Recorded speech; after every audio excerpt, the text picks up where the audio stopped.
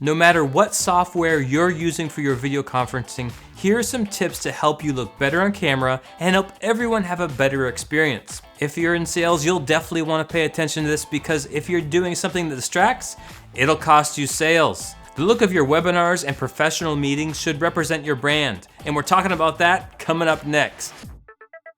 First, make sure you're dressing professionally. It's easy to think that because you're home that it doesn't matter, but dressing professionally will show that you still are putting an effort into your day and that you care about all of your interactions.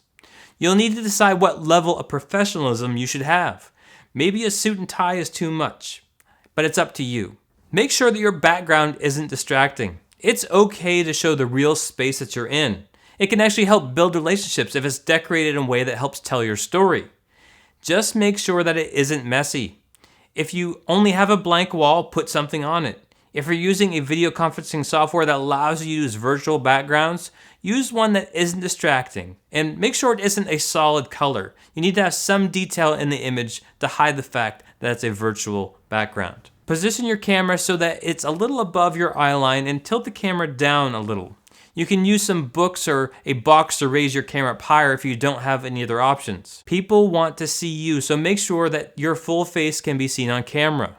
Put yourself about an arm's length away from the camera and make sure that you don't have any empty space above your head. Put about a finger's amount of space between the top of the frame and the top of your head. Don't look down on your webcam. If you position your camera like that, people will see up your nose. It also makes people feel like you're looking down on them. If you're selling, this is not going to help your sale. Make sure you have proper lighting so people can see your face.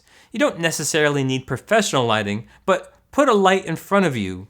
And if you don't have a light, put your camera near a window on the shady side of the building. Just make sure your camera isn't facing directly into a window. This will make it hard for people to see you because you'll be a silhouette, and it will kind of look like you're in the witness protection program. This next tip is the easiest and it's the most important. You need to mute your audio if you don't need to talk.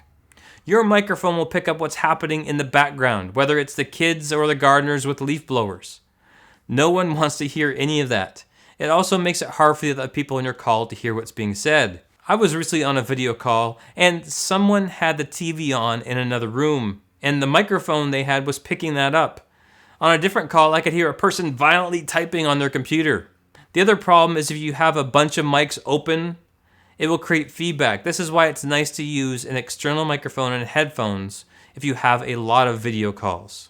Pay attention to how you sound. If you're in a noisy room or a room with a lot of echo, that external microphone and headphones will help you reduce background noise.